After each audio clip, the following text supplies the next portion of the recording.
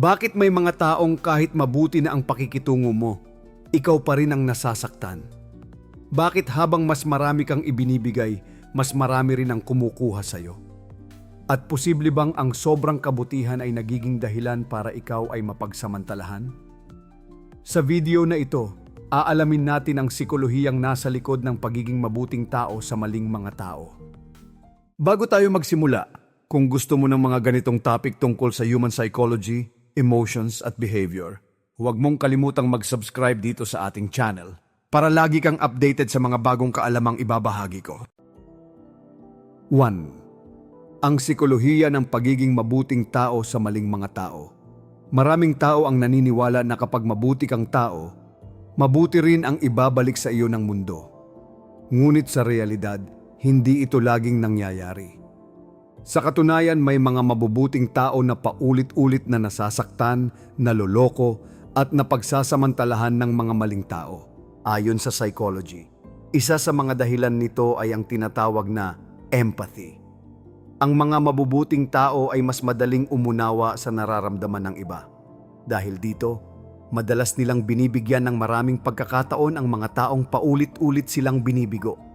Nakikita nila ang potensyal ng tao, hindi ang paulit-ulit nitong pagkakamali. May isa pang konsepto na tinatawag na people-pleasing. Ito ang ugali ng isang tao na unahin ang kasiyahan ng iba kaysa sa sarili niyang pangangailangan. Sa kagustuhang makatulong at mapanatili ang magandang samahan, nahihirapan silang tumanggi kahit sila na ang nahihirapan. Ang problema, hindi lahat ng tao ay may mabuting intensyon. May mga taong nakikita ang kabaitan bilang kahinaan at ginagamit ito para sa sarili nilang kapakinabangan. Habang ang mabuting tao ay nagbibigay ng pangunawa, ang maling tao naman ay patuloy na kumukuha ng walang kapalit. Hindi mali ang pagiging mabuti. Ang tunay na problema ay kapag wala ng hangganan ang kabutihan. Ang pagiging mabuting tao ay hindi nangangahulugang kailangan mong tiisin ang lahat ng pananakit o pagsasamantala. Minsan, ang pinakamalaking anyo ng kabutihan ay ang pagprotekta rin sa sarili. Dahil ang mga taong tunay na nagmamahal at nagpapahalaga sa iyo ay hindi kailanman gagamitin ang kabutihan mo laban sa iyo. 2. Bakit ka patuloy na mabait sa mga taong hindi ka pinapahalagahan? Naranasan mo na bang ibigay ang iyong oras, pag-unawa at kabutihan sa isang tao pero parang wala lang sa kanya ang lahat ng ginagawa mo? Kahit paulit-ulit kang nasasaktan, patuloy ka pa ring mabait at umaasang magbabago ang pakikitungo nila sa iyo. Pero bakit nga ba nangyayari ito? Ayon sa psychology, isa sa mga dahilan ay ang natural na pangangailangan ng tao para sa pagtanggap at koneksyon. Bilang mga social beings, gusto nating maramdaman na tayo ay mahalaga sa ibang tao. Kaya kahit hindi natin natatanggap ang pagpapahalagang inaasahan natin, madalas tayong kumakapit sa pag-asang darating din iyon balang araw.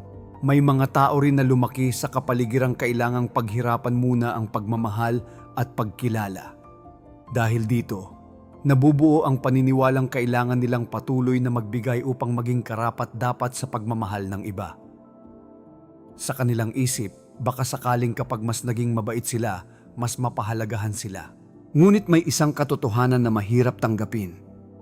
Hindi lahat ng tao ay kayang pahalagahan ang kabutihang ibinibigay mo. Ang kakayahan nilang magpahalaga ay nakadepende rin sa kanilang karakter, emosyonal na maturity at intensyon.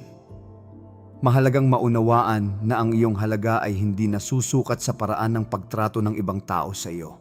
Hindi mo kailangang ubusin ang sarili mo para lamang patunayan na karapat-dapat kang mahalin o respetuhin. Ang pagiging mabait ay isang magandang katangian. Ngunit mas magiging makabuluhan ito kapag natutunan mong ibigay ang iyong kabutihan sa mga taong marunong ding magpahalaga nito. Dahil minsan, ang pinakamagandang desisyon ay hindi ang manatiling nagbibigay, kundi ang piliing lumayo sa mga taong hindi nakikita ang iyong halaga. 3. Kapag ang kabutihan mo ang naging dahilan ng iyong pagod. Ang pagtulong sa iba ay isang magandang katangian. Maraming tao ang handang magbigay ng oras, lakas at pag-unawa para mapagaan ang problema ng iba. Ngunit paano kung dumating ang punto na ang kabutihan mo na mismo ang dahilan ng iyong pagkapagod? Ayon sa psychology, may tinatawag na emotional exhaustion. Ito ay nangyayari kapag palagi kang nagbibigay ng emosyonal na suporta sa iba, ngunit bihira mong alagaan ang sarili mong pangangailangan. Habang patuloy kang nakikinig, umaalalay, at umiintindi, unti-unti namang nauubos ang iyong emosyonal na enerhiya. Madalas itong nangyayari sa mga taong may mataas na empathy. Dahil likas silang maunawain, nahihirapan silang baliwalain ang problema ng iba. Kapag may nangangailangan ng tulong, agad silang tumutugon kahit sila mismo ay pagod na. Ang problema, hindi lahat ng tao ay marunong magbigay ng parehong malasakit na natatanggap nila. Habang ikaw ay laging handang tumulong, maaaring may mga taong nasasanay ng umasa sa iyo nang hindi iniisip kung ano ang epekto nito sa iyong kalagayan. Unti-unting lumalabas ang pagkapagod sa iba't ibang paraan. Nawawalan ka ng gana, madaling mairita, at pakiramdam mo ay wala ka ng sapat na lakas para sa sarili mong mga pangangailangan. Sa puntong ito, hindi na kabutihan ang umiiral kundi pagsasakripisyo ng sarili. Hindi mo responsibilidad na solusyonan ang lahat ng problema ng mga tao sa paligid mo. Ang pagtulong ay mabuti, ngunit kailangan din itong magkaroon ng hangganan. Hindi pagiging makasarili ang pagpahinga. Hindi rin kasalanan ang unahin ang sariling kapakanan paminsan-minsan. Sa katunayan, mas makakatulong ka sa iba kapag hindi mo pinababayaan ang sarili mong kalusugan, emosyon at kapayapaan ng isip. Dahil ang tunay na kabutihan ay hindi lamang para sa iba. Kasama rin dito ang pag-aalaga sa sarili. 4. Bakit ka ginagamit ng maling mga tao kahit mabuti ang intensyon mo? Maraming tao ang naniniwala na kapag mabuti ang kanilang intensyon, mabuti rin ang magiging resulta ng kanilang mga relasyon. Ngunit bakit may mga pagkakataong sa kabila ng kabutihan mo, ikaw pa rin ang nagagamit at nasasaktan? Ayon sa psychology, ang mga taong may mabuting puso ay kadalasang nakatuon sa kabutihan ng iba. Naniniwala sila na kung magiging maunawain sila, magiging maunawain din ng ibang tao. Ngunit hindi lahat ay may parehong pag-iisip at pagpapahalaga. May mga taong marunong makakita ng oportunidad sa kabutihan ng iba. Kapag napansin nilang palagi kang handang tumulong, magbigay o umintindi, maaari nilang unti-unting gamitin ito para sa sarili nilang interes. Hindi ito dahil may mali sa iyong intensyon, kundi dahil may mga taong pinipiling samantalahin ang kabutihan ng iba. Isa pang dahilan ay ang kakulangan sa malinaw na boundaries. Kapag nahihirapan kang tumanggi o natatakot kang makasakit ng damdamin, mas nagiging madali para sa ibang tao na humingi ng humingi hanggang sa maubos ang iyong oras, lakas at emosyon. Minsan, iniisip ng mabubuting tao na kapag mas nagbigay sila ng pagmamahal, pag-unawa o sakripisyo, magbabago rin ang pagtrato sa kanila. Ngunit ang katotohanan, hindi lahat ng tao ay nagbabago dahil lamang sa kabutihang ipinapakita sa kanila. Mahalagang maunawaan na ang pagiging mabait ay hindi nangangahulugang kailangan mong payagan ng iba na abusuhin ka. Ang kabutihan na walang limitasyon ay maaaring maging daan para sa pagsasamantala.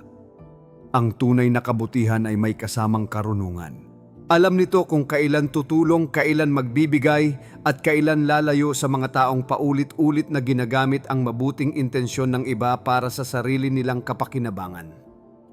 5. Ang sikolohiya ng taong hindi marunong tumanggi.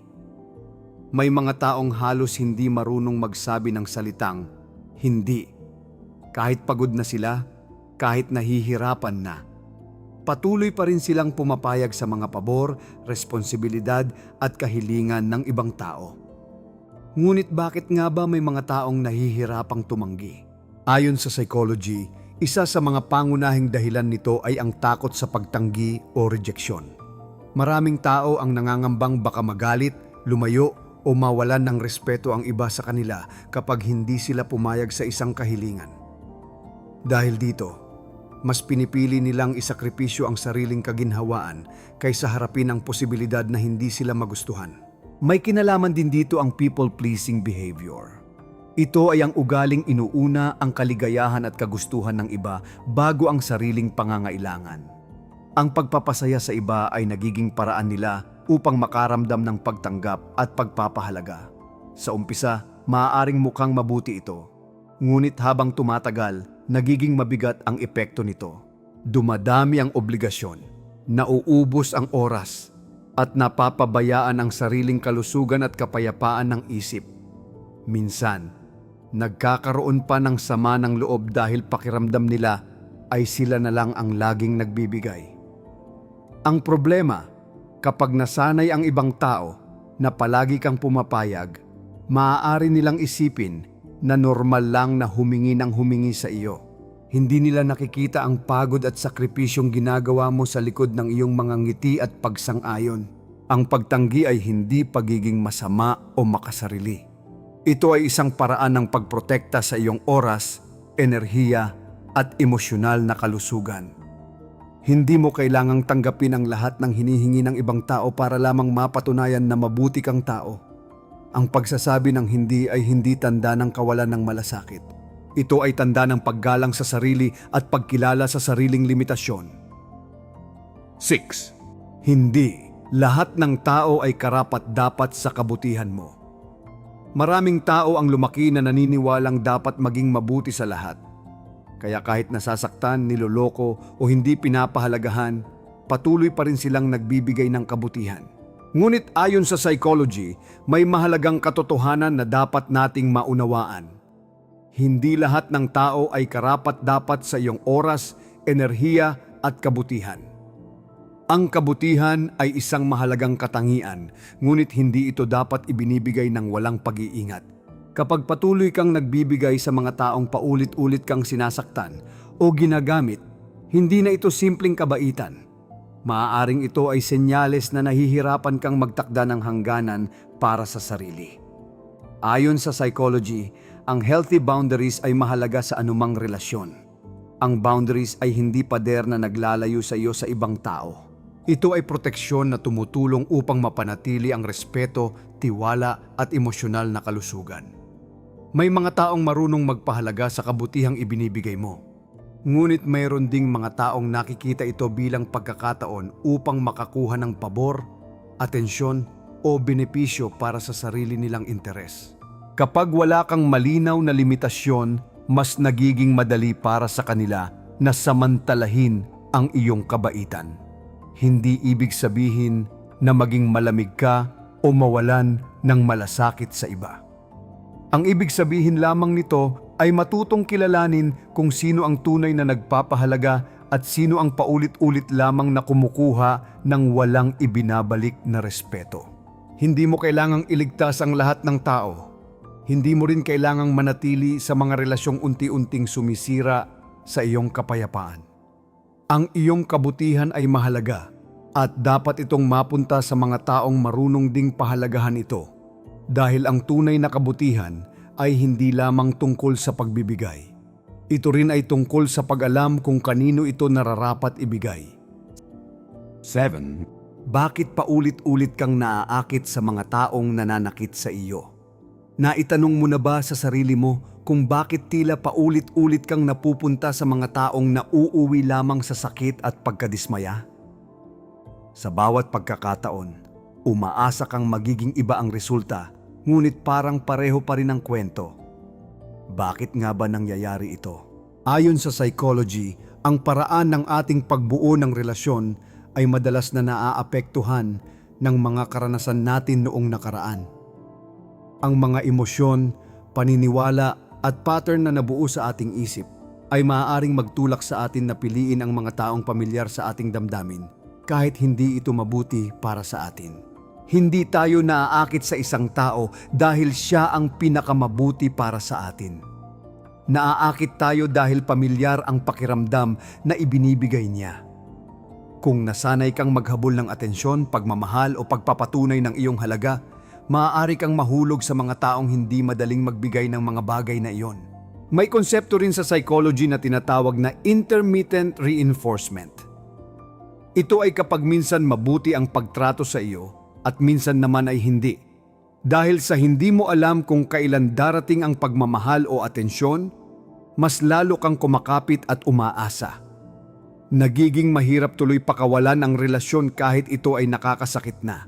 Ang problema, habang nakatuon ka sa pag-asang magbabago ang isang tao, maaaring nakakaligtaan mong tanungin kung sapat ba ang respeto at pagmamahal na natatanggap mo sa kasalukuyan.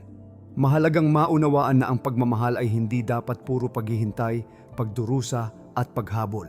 Ang isang malusog na relasyon ay nagbibigay ng kapanatagan, hindi ng tuloy-tuloy na pag-aalinlangan. Ang pinakamahalagang tanong ay hindi kung bakit hindi ka nila mahal ng tama. Ang mas mahalagang tanong ay kung bakit patuloy mong ibinibigay ang iyong puso sa mga taong paulit-ulit itong sinasaktan. 8. Kapag ang mabuting puso ay napunta sa maling kamay. Ang pagkakaroon ng mabuting puso ay isa sa pinakamagandang katangian ng isang tao. Ito ang dahilan kung bakit handa kang umunawa, magpatawad at tumulong kahit walang hinihinging kapalit. Ngunit ano ang nangyayari kapag ang kabutihang ito ay napunta sa maling tao? Ayon sa psychology, ang mga taong may mabuting puso ay kadalasang nagbibigay ng tiwala ng mas mabilis kaysa sa iba. Nakikita nila ang magagandang katangian ng isang tao at umaasa silang ganoon din ang magiging pagtrato sa kanila. Sa kasamaang palad, hindi lahat ng tao ay marunong magpahalaga sa tiwalang ibinibigay sa kanila. May mga taong ginagamit ang kabaitan ng iba para sa sarili nilang kapakinabangan, habang ang mabuting tao ay nagbibigay ng oras, suporta at pag-unawa. Ang maling tao naman ay patuloy na kumukuha ng hindi iniisip ang epekto nito sa iba. Unti-unti nauubos ang emosyonal na lakas ng taong laging nagbibigay. Madalas ding nahihirapan ang mabubuting tao na makita agad ang masasamang intensyon ng iba. Dahil sa kanilang pagnanais na makita ang kabutihan sa bawat tao, nagbibigay sila ng maraming pagkakataon kahit malinaw nang nasasaktan sila. Ang pagiging mabuting tao ay hindi nangangahulugang kailangan mong manatili sa mga relasyong sumisira sa iyong kapayapaan. Ang kabutihan ay hindi sukatan ng kung gaano karaming sakit ang kaya mong tiisin. Sa katunayan, isa sa pinakamahalagang anyo ng pagmamahal sa sarili ay ang paglayo sa mga taong paulit-ulit kang ginagamit at binabaliwala. Hindi mo kailangang isakripisyo ang iyong kaligayahan para lamang mapatunayan ang iyong kabaitan. Dahil ang mabuting puso ay isang biyaya. At tulad ng anumang mahalagang bagay, nararapat lamang itong ilagay sa mga kamay ng mga taong marunong mag-ingat, gumalang at magpahalaga rito. 9. Ang madilim na bahagi ng pagiging masyadong mabait. Karaniwang itinuturing na magandang katangian ng pagiging mabait. Madalas nating marinig na ang kabaitan ay tanda ng mabuting pagkatao. Ngunit ayon sa psychology, may pagkakataon na ang sobrang kabaitan ay maaaring magdulot ng mga problemang hindi agad napapansin. Kapag masyado kang mabait, maaaring masanay kang unahin ang pangangailangan ng iba kaysa sa sarili mo. Sa bawat pagkakataong isinasantabi mo ang iyong nararamdaman para lamang mapasaya ang ibang tao, unti-unti mong binabawasan ang pagpapahalaga sa sarili mong mga pangangailangan. Madalas itong nauugnay sa people-pleasing behavior. Ito ang ugaling laging naghahanap ng pagtanggap at pag-aproba mula sa iba. Dahil dito, nahihirapan ang isang tao na tumanggi, magtakda ng limitasyon o ipaglaban ang sarili niyang kapakanan. Sa simula, maaaring purihin ka ng mga tao dahil sa iyong pagiging matulungin at mapagbigay. Ngunit habang tumatagal, may ilan na maaaring masanay sa iyong kabaitan. Ang dating pabor ay nagiging obligasyon. Ang dating kusang pagtulong ay nagiging inaasahan na lamang. Ang mas masakit, may mga taong ginagamit ang iyong kabutihan para sa sarili nilang interes. Habang ikaw ay nagbibigay ng oras, lakas at pag-unawa, sila naman ay patuloy na kumukuha ng walang pakialam sa epekto nito sa iyo. Mahalagang maunawaan na ang pagiging mabait ay hindi nangangahulugang kailangan mong tanggapin ang lahat ng hinihingi ng iba. Hindi rin ito nangangahulugang dapat mong tiisin ang kawalan ng respeto o pagpapahalaga. Ang tunay na kabaitan ay may kasamang hangganan. Marunong itong magbigay ngunit marunong din itong tumanggi. Marunong itong umunawa ngunit marunong din itong protektahan ang sarili. Dahil minsan, ang pinakamadilim na bahagi ng pagiging masyadong mabait ay hindi ang pananakit ng ibang tao, kundi ang unti-unti mong pagkalimot sa sarili mong halaga. 10. Bakit ang mabubuting tao ang madalas na pinagsasamantalahan? Maraming tao ang nagtatanong kung bakit ang mga mabubuting tao ang madalas na nasasaktan, naloloko o napagsasamantalahan. Kung ang kabutihan ay isang positibong katangian, bakit tila ito pa ang nagiging dahilan ng kanilang pagdurusa? Ayon sa psychology, ang mga mabubuting tao ay kadalasang may mataas na empathy. Madali nilang nauunawaan ang damdamin at sitwasyon ng iba. Dahil dito, mas handa silang magbigay ng pangalawang pagkakataon, magpatawad, at umintindi kahit sila na ang naaapektuhan. Ngunit may isang problema. Hindi lahat ng tao ay gumagamit ng kabaitan sa parehong paraan. Habang ang mabuting tao ay nakatuon sa pagtulong at pag-unawa, may mga taong nakatuon naman sa kung ano ang maaari nilang makuha mula sa iba. Kapag nakita nilang bihira kang tumanggi at palagi kang handang tumulong, maaari nila itong abusuhin. May kinalaman din dito ang kakulangan sa personal boundaries. Maraming mabubuting tao ang nahihirapang magtakda ng limitasyon dahil natatakot silang makasakit ng damdamin o magmukhang makasarili. Dahil dito, mas nagiging madali para sa ibang tao na humingi ng humingi hanggang sa maubos ang kanilang oras, lakas at emosyonal na enerhiya. Ang pagiging mabuti ay hindi kahinaan. Ang problema ay hindi ang iyong kabutihan, kundi ang mga taong pinipiling samantalahin ito. Hindi mo kontrolado ang ugali ng ibang tao, ngunit kontrolado mo kung hanggang saan mo sila pahihintulutang makaapekto sa iyong buhay. Ang tunay na kabutihan ay hindi nangangahulugang pagbibigay ng walang hangganan. Kasama rito ang paggalang sa sarili at ang kakayahang protektahan ang iyong kapayapaan. Dahil ang mabuting tao ay hindi dapat maging biktima ng pagsasamantala. Karapat-dapat din silang makatanggap ng respeto, pagpapahalaga at kabutihang katulad ng ibinibigay nila sa iba. Minsan, hindi ang kabutihan ang problema. Ang problema ay kapag ibinibigay natin ito sa mga taong hindi marunong magpahalaga. Ang pagiging mabuting tao ay isang regalo, ngunit hindi ito dapat maging dahilan para mawalan ka ng respeto sa sarili, kapayapaan ng isip at kaligayahan. Tandaan, hindi mo kailangang ubusin ang sarili mo para lamang patunayan ang iyong halaga. Ang mga taong tunay na nagmamahal at nagpapahalaga sa iyo ay hindi hihilingin na isakripisyo mo ang iyong pagkatao para manatili sila sa iyong buhay. Kaya ngayon, tanungin mo ang sarili mo.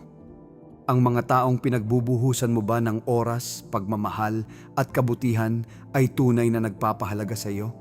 O baka panahon na upang piliin naman ang sarili mo? Kung may natutunan ka sa video na ito, ibahagi mo rin ito sa mga taong maaaring nangangailangan ng mensaheng ito. Kung gusto mo pang matutunan ang mga ganitong psychology insights tungkol sa human behavior at personal development, mag-subscribe ka na at i-turn on ang notification bell para lagi kang updated sa mga bagong episode dito sa ating channel.